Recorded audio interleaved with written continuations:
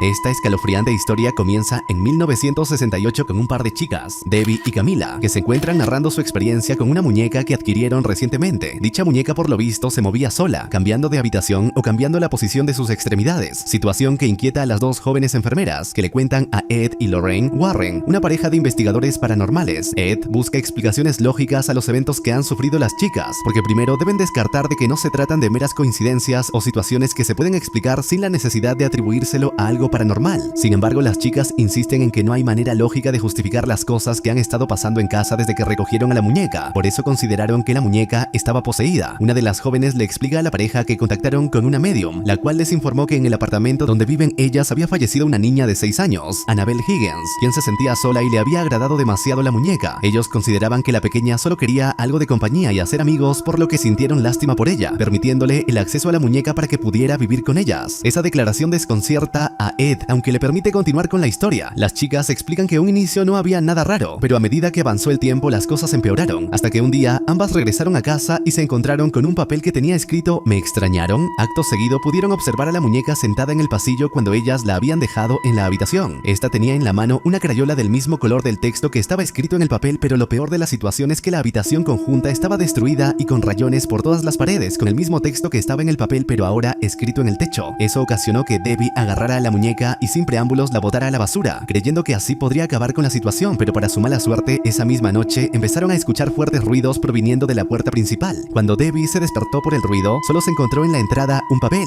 Cerca de la habitación de Camila, de repente se escucharon fuertes golpes en otra habitación que tenían. Al abrirla, se encontraban con la sorpresa de que la muñeca estaba ahí. Camila les insiste a la pareja que las ayuden con la situación que están sufriendo porque están aterrorizadas. Ellos acceden encantados, pero primero le explican de que Annabelle Higgins no existe ni nunca existió, porque los fantasmas no tienen ese tipo de poder sobre poseer objetos. Quienes sí tienen esa capacidad son los demonios, y dado a la historia que ambos escucharon, se dieron cuenta de que aquel ente era bastante manipulador, por lo que ya deducían de qué se trataba. Lorraine es más explícita con lo que dice, informándole a las chicas de que el demonio no poseyó a la muñeca, sino más bien dio la sensación de que la muñeca estaba poseída al hacer que se moviera. El verdadero objetivo era entrar en las chicas, algo que lógicamente alarma a ambas jóvenes preocupadas por haber sido tan ingenuas. Después de todo, casi son víctimas del demonio. Se revela que lo visto era en realidad una grabación del caso de la muñeca Annabelle, ya que Ed y Lorraine estaban ofreciendo una charla sobre el tema en una universidad. En su exposición detallan cómo, después de haber intervenido en el caso con aquellas chicas, lograron que un sacerdote bendijera la casa y a sus habitantes. Gracias a esta intervención, la presencia perturbadora cesó y la familia dejó de ser atormentada por cualquier mal. Esta resolución ofrece un alivio y una explicación a los eventos extraños que habían estado ocurriendo, mostrando el impacto positivo de su trabajo en situaciones similares. Los espectadores comienzan a hacer preguntas, entre esas, interrogando por el paradero de la muñeca Annabelle. Lorraine informa de que la tienen custodiada en un lugar adecuado. Desde la década de 1960, Ed y Lorraine Warren son conocidos como los investigadores paranormales más famosos del mundo. Lorraine es una clarividente talentosa, mientras que Ed es el único demonólogo no ordenado reconocido por la Iglesia Católica. Ambos se dedican a resolver casos paranormales. Entre todos sus casos, sin duda, hay algunos que llaman más la atención que otros. Ahora nos ubicamos a 1961, en una granja en Harrisville, el nuevo hogar de la familia Perron, conformado por el matrimonio de Roger y Caroline, además de sus 5 hijas, Christine, Andrea, Nancy, Cindy y April. Toda la familia, a excepción de una de sus hijas mayores que tuvo que dejar al novio para poder mudarse, estaban contentos por la nueva casa porque era bastante grande, y como estaba ubicado en el medio de la nada, disfrutaban de un silencio que la ciudad no tenía. Todo iba bien, pero algo que sin duda es extraño es como el perro de la familia. Sadie no quería entrar al hogar aunque Roger se lo ordenaba. Al final, Roger desiste y la deja afuera. La familia comienza a desempacar todas sus pertenencias, buscando adaptarse lo más rápido que pueden a su nuevo hogar. Una de las más pequeñas de la casa, Cindy, recibe la orden de su madre de buscar a su otra hermana pequeña llamada April, la cual está afuera en el jardín. Cindy va a buscar a su hermana, a la cual encuentra cerca de un árbol. April le informa que encontró algo de interés, tratándose de una cajita musical, pero como su hermana, Cindy, no tiene interés en eso, solo la lleva de regreso a la casa. Más tarde, las hermanas están jugando algo que consiste que una tendrá que buscarlas con los ojos vendados, mientras que las que se esconden deben ocultarse y dar pistas de su ubicación con aplausos. En el transcurso del juego, Christine encuentra a su hermana Nancy oculta en el armario de la casa. Al empujarla, rompen accidentalmente un tablón de la pared. El padre de familia, Roger, investiga lo que sucedió encontrándose que al retirar las tablas había un espacio del cual no le habían hablado, tratándose de un sótano que estaba lleno de basura y viejos muebles. Por lo visto, llevaba un tiempo abandonado porque estaba cundido de telarañas. Al final, el padre regresa con sus hijas y su mujer, explicando que revisará mejor el sitio mañana porque ya es bastante tarde en el momento. A su esposa le parece bastante raro que hayan sellado el sótano con unas tablas, pero la pareja no le da importancia a ese detalle. Lo siguiente que hacen es mandar a todas sus hijas hijas a dormir, porque para ellos lo que encontraron ese día solo fue un espacio extra. Esa misma noche, Caroline se percata de la inquietud que afecta a su perra Sadie, quien no deja de ladrar desesperadamente a la casa. Caroline insiste en que no deberían dejar a la perra afuera, pero su esposo la tranquiliza al decirle que la perra tiene una cadena para que no se escape. Restándole importancia al comportamiento del animal, Caroline aprovecha la intimidad que tiene con su esposo para agradecerle por la casa que le dio a ella y a sus hijas, a sabiendas de que no fue un proceso fácil. Esa noche, sin duda, estrenan la casa. Al día siguiente, Caroline se despierta tras haber oído un extraño ruido durante la noche, solo para descubrir algo aún más inquietante, un repentino moretón en su pierna que no recuerda haberse hecho. El moretón, de un color oscuro y preocupante, añade una capa de misterio y alarma a la ya perturbadora situación en la casa, intensificando su preocupación y el sentimiento de inquietud. Pero las sorpresas no acaban ahí. Esa misma mañana descubre que en la habitación de una de sus hijas, por lo visto, había un fétido olor que desapareció después. Además, se percata de que todos los relojes de la casa se detuvieron justamente en la misma hora, las 3:07. Poco después se encuentra con su esposo, el cual estaba en el sótano de la vivienda, poniendo una bombilla para poder ver mejor en el sitio. Con una mejor iluminación, Roger sugiere que pueden revisar qué hay en ese sitio, ya que puede haber algo de valor o solamente basura que el anterior propietario dejó ahí porque ya no la quería. Caroline se retira para dejar a su esposo con la excusa de hacer café. Sin embargo, Roger decide quedarse para ver si puede activar la caldera y dar calor a la casa. Mientras Caroline prepara el café, su hija más pequeña, April, aparece en escena buscando a la mascota de la familia porque no la encuentra y quiere jugar con ella. Su madre le informa que debido a la resistencia que tuvo el animal para entrar, tuvieron que dejarla afuera, así que aprovechando que va a verla, le pide que también la alimente. En ese momento también llega su esposo, a lo que Caroline aprovecha para decirle sobre lo sucedido con los relojes de la casa, además de reprocharle lo rudo que fue la noche anterior, porque creía que el moretón que tenía en la pierna fue causado por su esposo de manera accidental. Pero Roger se desentiende de eso. Mientras estaban hablando de eso, April estaba buscando en el jardín a Sadie, encontrándose con la terrible escena del animal sin vida, algo que provocó que gritara del terror y llamara la atención de sus padres, que rápidamente fueron a socorrerla. Caroline también se horroriza al ver a Sadie en ese estado, porque hasta donde sabían su perra gozaba de buena salud. En paralelo podemos ver la casa de los Warrens, más específicamente el museo que poseía la casa. Ed entra no sin antes avisarle a su acompañante que no puede tocar nada y mostrarle al periodista todos los objetos de casos que han investigado, explicando que todo lo que hay en esa habitación ha sido embrujado, está maldito o fue utilizado en una especie de ritual espiritual. Ni siquiera los que parecen ser muñecos inofensivos pueden ser tocados porque puede transmitir alguna mala energía o maldecir a la persona que tocó el objeto. También aclara que cada mes un sacerdote los visita para bendecir la invitación. El periodista entonces quiere saber el por qué no sencillamente incineran el objeto. Ed entonces explica que de hacerlo solamente destruirán el conducto, por lo que es mejor tener al genio en la lámpara para que así no afecte a nadie más. El periodista ahora tiene curiosidad por la dichosa muñeca Annabelle. Ed se le enseña sin problemas, respondiendo las demás preguntas del periodista, pero el hombre hace una pregunta que tensa a Ed, pues se trataba de Lorraine. Según lo que había escuchado el hombre, Lorraine en una ocasión fue afectada mientras investigaban un caso paranormal. Ed aclara de inmediato de que ellos siempre son precavidos, pero lo que le pasó a su esposa en aquella ocasión sucedió durante un exorcismo. No pueden seguir hablando porque Ed descubre a su pequeña hija, Judy, en la habitación, así que su prioridad es sacarla de ahí porque sabe que está expuesta a ser influenciada por las cosas que hay ahí, y en parte tiene razón porque la nena tenía interés en particular por la muñeca. Después de que la niñera de la pequeña retira a Judy de ahí, Ed continúa con la entrevista que le estaban haciendo, no sin antes recalcarle a su hija nuevamente que no puede meterse en ese lugar por nada del mundo. Después de un rato, Ed concluye su entrevista. Luego va a ver a su mujer que está peinando a Judy. Ella está contenta por su nuevo vestido y porque se siente linda, así que se va a jugar. Lorraine interroga a su esposo sobre la entrevista. Ed le comenta que el periodista no parecía escéptico de las cosas que él le decía, lo que indicaba que podían escribir un buen artículo a favor de ellos, lo cual es algo inusual considerando que la mayoría los llaman locos o no creen en las cosas que ellos hacen. La situación se torna un poco tensa. Lorraine sospecha que Ed sigue culpándose por el evento que sucedió mientras ellos estaban realizando un exorcismo, así que le insiste que no debe culparse por lo que pasó ese día. Regresando con la familia Perron, quienes ese día tuvieron que enterrar a su mascota, se observa que a cierta hora los relojes en la casa vuelven a detenerse de manera inexplicable. Este fenómeno marca el regreso de los eventos extraños, creando una atmósfera de inquietud y desconcierto. La sincronización de estos incidentes con la reciente pérdida de su mascota intensifica el ambiente perturbador, sumergiendo a la familia en una creciente sensación de que algo sobrenatural está ocurriendo en su hogar. Todo comienza cuando Christine siente un tirón en los pies, pero pronto descubre que se debe a su hermana Nancy, que medio dormida estaba jugando con ella sin darse cuenta del efecto, aunque al principio no le prestó mucha atención al incidente. Christine no deja pasar la oportunidad de reprocharle a su hermana que no se tirara gases, ya que el mal olor había impregnado la habitación, contribuyendo a una atmósfera aún más incómoda. La situación, aunque trivial en apariencia, refleja un momento de tensión y descontento en medio de un entorno ya cargado de inquietudes. Nancy niega las acusaciones de su hermana Christine, pero sin mucho entusiasmo para refutarla, decide no continuar con la discusión. Ambas, cansadas y algo desinteresadas en el conflicto, optan por ignorar el incidente y continúan durmiendo, desentendiéndose de lo ocurrido. La falta de resolución solución en su pequeña disputa resalta la atmósfera de indiferencia que rodea la situación en la casa, a pesar de los crecientes eventos extraños que afectan a la familia. Sin embargo, las niñas no son las únicas que experimentan eventos extraños. El padre, Roger, que estaba descansando en su despacho, se despierta abruptamente al comenzar a escuchar ruidos inquietantes. Los sonidos inexplicables interrumpen su tranquilidad, aumentando su preocupación y el sentimiento general de malestar en la casa. La perturbación en su descanso subraya la creciente intensidad de las anomalías que afectan a toda la familia, haciendo que la atmósfera en el hogar se vuelva aún más tensa y desconcertante. Los ruidos, que progresivamente se hacen más fuertes y perturbadores, llevan a Roger a investigar el origen de tales sonidos. Salió al pasillo siguiendo el creciente clamor y observó con creciente inquietud cómo la puerta del fondo se abría lentamente por sí sola. La escena, cargada de un aura inquietante, intensifica el misterio y el malestar en la casa, impulsando a Roger a descubrir qué está causando estos fenómenos inexplicables. Como Roger se siente decidido y no se deja llevar por el temor de que pueda haber algo demoníaco detrás de la puerta, se dirige hacia ella con una actitud resuelta. Cree que siendo una casa antigua, el problema podría ser simplemente que las bisagras ya no funcionan como deberían. Con esta explicación racional en mente, decide abrir la puerta en su totalidad, con la esperanza de resolver el misterio de los ruidos y de la puerta que se abría sola. Los ruidos de golpes continúan, y ahí se da cuenta que provienen del segundo piso, pero al momento de ir para allá se encuentra con su hija Andrea, algo que sí lo sorprendió bastante. Andrea explica que Cindy, su hermana, está nuevamente de sonámbula y está en el cuarto de ella, golpeando su cabeza contra las puertas del armario que está en ese cuarto, algo bastante extraño porque Cindy nunca había hecho eso. Su padre no le ve lo raro al sonambulismo. Él va y coloca su mano en la frente de su hija para evitar que se siga golpeando y luego busca conseguir que regrese a la cama acompañándola para garantizar que esté segura. Roger manda a su hija Andrea a dormir una vez que se lleva a Cindy, pero Andrea está bastante aturdida por lo reciente. Al día siguiente, Roger le cuenta de lo sucedido en la noche anterior a su esposa, que justo salía de la ducha mientras él se cepillaba los dientes en el baño, pero cuando ve a su mujer se percata que tiene otro moretón en la espalda. A los dos les parece bastante raro eso. Roger entonces le sugiere que vaya al médico para ver de qué se trata, y así estaría más tranquilo si se informan. Caroline se despide de su esposo, quien debe ir a trabajar, asegurándole que irá a consultar al médico. Al salir de casa, Roger se encuentra con una situación extraña. Una paloma se ha estrellado contra la ventana, rompiéndose el cuello. Las niñas también abandonan el hogar para asistir a sus clases, por lo que Caroline se queda en casa con April ese día. De hecho, al ir a ver a su hija, la encuentra hablando sola. Más bien, está conversando con una cajita musical, pero April afirma que está hablando con su amigo llamado Rory. April explica que su nuevo amigo se comunica con ella a través de la cajita musical. Para verlo, debe darle cuerda a la caja y lo verá a través del espejo, parado detrás de ella. Intrigada, su madre sigue las instrucciones para ver al mencionado niño. La inquietante melodía comienza a sonar, dejando a Caroline en expectativa, quien creía que vería al niño, pero en cambio recibe un susto de parte de su hija. Después de casi darle un infarto, la niña propone jugar al escondite para pasar el rato, propuesta que Caroline acepta. Sin embargo, este no es el típico escondite. En este juego se venda los ojos de quien va a buscar y se le da un giro antes de comenzar a buscar. Además, se dispone de 3 aplausos para ubicar a los que se están escondiendo. A ciegas, la madre comienza a contar hasta 10 y luego se dispone a buscar a su hija por la casa. Inicia con un aplauso para orientarse y el sonido la lleva hasta la habitación de su hija Andrea. Allí solicita otro aplauso al escuchar la puerta del closet abrirse, y efectivamente un aplauso proviene desde el interior del closet. Sin embargo, como Caroline tiene los ojos vendados, no puede ver que unas pálidas manos han producido ese aplauso. Nada que ver con su hija. No solo eso, sino que aunque escucha una respiración, no es la de su pequeña. Un ruido en otro lado la hace quitarse la venda, encontrándose con un closet vacío. Por más que busca, no encuentra a su hija, que para colmo aparece entrando en la habitación y declara que estaba escondida en el cuarto de Christine y Nancy. Caroline no le da más vueltas al asunto, aunque le resulta bastante extraño lo sucedido. Esa misma noche, al llegar Roger, Caroline escucha cómo conversa con su jefe para solicitar nuevas rutas debido a problemas financieros. No le alcanza para cubrir el seguro del tráiler que utiliza para trabajar y mantener a sus hijas. Dado que necesita el dinero, hará un viaje largo a California que durará una semana. Esa noche, en la habitación de Christine y Nancy, la primera siente nuevamente un tirón brusco en los pies. Al principio lo ignora, creyendo que es su hermana Nancy. Sin embargo, dado que uno de los tirones fue muy violento, se despierta exaltada al darse cuenta de que su hermana no era quien la estaba molestando, porque Nancy estaba tranquilamente dormida en su cama. Christine revisa debajo de la cama en busca de algo que explique lo que está ocurriendo. No encuentra nada, salvo que la puerta de su cuarto se está cerrando sin motivo aparente. La joven observa fijamente algo oculto entre las sombras detrás de la puerta y comienza a hiperventilar. Trata de llamar a su hermana para que vea lo mismo que ella, pero Nancy, al despertarse, no entiende nada, ya que, a diferencia de Christine, no ve a nadie en la habitación, aunque Christine insiste en que hay alguien detrás de la puerta. Nancy intenta calmar los temores de su hermana al demostrarle que no hay nada allí. Se levanta de la cama para ir detrás de la puerta y, aunque no ve nada, percibe un desagradable olor fétido. Christine está horrorizada, pues puede ver claramente que la figura está detrás de Nancy. Nancy se da vuelta y la puerta de la habitación se cierra abruptamente. El grito de terror de Christine es suficiente para despertar rápidamente a sus padres, Caroline y Roger, quienes acuden a ver qué está pasando con su hija. Al llegar, encienden las luces y Christine les explica lo que vivió. Sin embargo, Roger revisa la habitación y efectivamente no encuentra encuentra nada ni a nadie. Además, Nancy tampoco vio nada, pero Christine seguía temerosa, insistiendo en que había alguien allí, ya que incluso escuchó a esa persona decir que quería ver muertos a todos. Por otro lado, en casa de los Warren, después de jugar un rato con su hija Judy, Lorraine se da cuenta de que su esposo está a punto de salir. Intrigada, le pregunta a dónde planea dirigirse, a lo que Ed responde que simplemente va a la tienda a comprar algunas cosas. Al menos esa es su excusa. Sin embargo, Lorraine no le cree. Sabe que su esposo le está mintiendo y le recalca que no debería esforzarse porque en 15 años de matrimonio nunca ha podido hacerlo. Ed, resignado, confiesa que ha recibido una solicitud del padre Gordo para que revisen un caso en el que se necesita apoyo para determinar si se trata de una entidad espiritual o si tiene una explicación lógica. Lorraine se suma de inmediato a su esposo, a pesar de que pone algunas objeciones. El motivo de su preocupación es que teme que lo que ocurrió en aquel exorcismo vuelva a suceder. Lorraine comprende la preocupación de su esposo, quien además sugiere que deberían hacer una pausa en su vida dedicada a espíritus, posesiones y exorcismos y considerar escribir un libro, tal como habían discutido anteriormente. Lorraine le recuerda que en su noche de bodas fue el propio Ed quien dijo que Dios los unió por una razón, y ella siente que esa razón no era para escribir un libro, por lo que cree que está bien continuar con su labor. Ambos asisten a la casa que sufre del supuesto hostigamiento fantasmal y descubren que no se trata de lo que pensaban. Los afectados creían que la casa estaba embrujada debido a los constantes sonidos y al crujido de la madera. Sin embargo, se dieron cuenta de que al tratarse de una casa vieja, el viento hacía que la madera se expandiera y, junto con otros factores, provocaba un sonido que se propagaba por toda la casa debido a las tuberías. Explican que no hay ningún fantasma y que, en general, siempre se puede encontrar una explicación lógica para ciertos eventos. Volviendo a los Perron, Caroline sigue sufriendo de moretones que aparecen espontáneamente en su cuerpo. Durante una visita al médico se explicó que los moretones probablemente se deben a una deficiencia de hierro, por lo que tendrá que tomar un medicamento que aumente los niveles del mineral. Estando sola en casa, además de la presencia de sus hijas, comienza a doblar la ropa hasta que escucha un extraño ruido. Caroline pensó que el ruido provenía de sus hijas, a quienes regañó por estar despiertas tan tarde. Sin embargo, al revisar se dio cuenta de que todas sus pequeñas estaban dormidas. A pesar de esto, el ruido continuaba. Su corazón casi se sale del pecho cuando un sonido más fuerte retumbó. Se trataba de las fotos que habían colgado en la escalera, ya que repentinamente se habían caído todas sin motivo aparente. Caroline va a revisar, aprovechando para inspeccionar también la planta baja en busca de cualquier cosa que pudiera estar causando el ruido. En ausencia de su esposo, los eventos extraños comienzan a ocurrir con mayor intensidad y frecuencia, destacando el hecho de que todos los relojes se detienen a las 3:07 de la madrugada. De hecho, a partir de esa hora es cuando comienzan a escucharse los ruidos extraños. En esta ocasión, Caroline escucha unas palmadas y se da cuenta de que provienen del sótano, cuya puerta se abrió mágicamente. Decide investigar, se asoma un poco pero no ve nada. Sin embargo, no está dispuesta a bajar y en cambio amenaza con encerrar a quien quiera que esté allí. Pero en lugar de eso, ella termina encerrada, ya que la puerta se cierra bruscamente y el golpe la hace caer por las escaleras hacia el sótano. Allí escucha la voz de un niño que le pregunta si pueden jugar a las palmadas. Grita horrorizada, pero nadie la oye ya que su esposo se había marchado a trabajar y sus hijas estaban dormidas. Justo en ese momento, Andrea observa que Cindy está sufriendo de nuevo de sonambulismo, así que la lleva a dormir con ella. Al escuchar unos ruidos provenientes del armario, decide investigar y se percata de que encima del mueble hay una horrible entidad que salta sobre ella para atacarla. Mientras ocurre todo este caos, Roger llega a la casa, saca a Caroline del sótano y ve a sus hijas. Exige de inmediato una explicación. En una charla que estaban dando los Warren en una universidad, relatan su experiencia con Maurice, a quien tuvieron que exorcizar. Un hombre que ni siquiera terminó la primaria había hablado latín con gran fluidez, incluso al revés. Explican que su padre abusó de él y lo torturó de diversas maneras en numerosas ocasiones. Exponen cómo, durante el exorcismo, el hombre había llorado sangre y aparecieron cruces en su estómago sin razón aparente. En esa charla buscan explicar cómo funcionan las posesiones. Es entonces cuando, al finalizar la charla, Caroline logra contactarse con Ed y Lorraine Warren para pedirles ayuda para ella y su familia, debido a la entidad que amenaza la seguridad de su hogar. Al principio, Ed no está convencido, pero Lorraine acepta por ambos y así inician una investigación para recabar pruebas que demuestren si la casa está poseída. En caso de que sea necesario un exorcismo, necesitarán una previa autorización de la iglesia. Caroline les presenta a su familia al llegar a casa y Roger se une a su esposa para explicar a los investigadores lo que está sucediendo. Desde el principio, ambos investigadores se inclinan hacia la posibilidad de que se trate de una entidad demoníaca. Lorraine está convencida de que se trata de algo maligno debido a la cantidad de presencias negativas que percibe. Se da cuenta de que uno de los espíritus que habita la casa se ha adentrado en la familia, alimentándose de su miedo. Mientras investigan el pasado de la propiedad, descubren que la casa perteneció a Bathsheba Sherman, una mujer acusada de brujería durante el siglo XVIII. Se dice que ofreció a su hijo al diablo como sacrificio antes de ahorcarse, maldiciendo a todo aquel que entrase en su propiedad. La extensión original de la propiedad era de 200 acres, pero el terreno fue dividido en parcelas más pequeñas, en las cuales también se produjeron hechos trágicos como asesinatos y suicidios, añadiendo más tragedias asociadas a la propiedad. Una vez regresan a la granja, los Warren traen a su equipo con los recursos necesarios por un hoyo hacia el sótano para continuar con la investigación. Cindy vuelve a caminar dormida y gracias a ella descubren un acceso secreto detrás del armario en la habitación de Andrea. Lorraine accede a este acceso pero acaba cayendo por un hoyo hacia el sótano, donde se encuentra cara a cara con el espíritu espíritu de una mujer, la misma Bathsheba. Mientras tanto, Nancy es atacada por una fuerza invisible que la tira y arrastra violentamente por el cabello, obligándola a cortar un mechón para que la entidad la soltara. Tras todos estos eventos, los Perron deciden mudarse a un motel mientras los Warren completan la investigación y llevan las pruebas a los miembros de la iglesia con la esperanza de obtener su aprobación para realizar un exorcismo en la propiedad. Para su desilusión, los párrocos recalcan que antes de proceder deben recibir órdenes del Vaticano, pero los problemas persisten, esta vez con los parapsicólogos, ya que el espíritu de Bathsheba intenta atacar a la hija de los Warren, Judy, a través de Annabelle, atrayendo a la niña al museo de objetos que tienen en casa. Afortunadamente, Ed y Lorraine llegan a tiempo para salvar a Judy antes de que sufra algún daño. Después de esto, Caroline, poseída por Bathsheba, lleva a Christine y April de vuelta a la casa con la intención de realizar un sacrificio. Ed y Lorraine encuentran a Caroline en el sótano tratando de apuñalar a April. Tras atar a Caroline a una silla, Ed se ve obligado a realizar el exorcismo él mismo, al darse cuenta de que no hay tiempo para esperar a un sacerdote. Ed empieza y durante el proceso es atacado por Bathsheba. Aunque Caroline logra escapar e intenta matar a April, Lorraine impide que lo haga al rememorar un recuerdo especial que compartió con su familia. Esto permite a Ed completar el exorcismo salvando a Caroline y a April. Al regresar a casa, Lorraine le informa a Ed que han recibido un mensaje confirmando que la Iglesia Católica ha aprobado la realización del exorcismo. También tienen otro caso para investigar en Long Island. Antes de irse, Ed añade la caja de música de la casa de los Perron a una colección de artículos que él y Lorraine han guardado de casos anteriores. Al salir, inexplicablemente la caja de música se abre sola y comienza a sonar.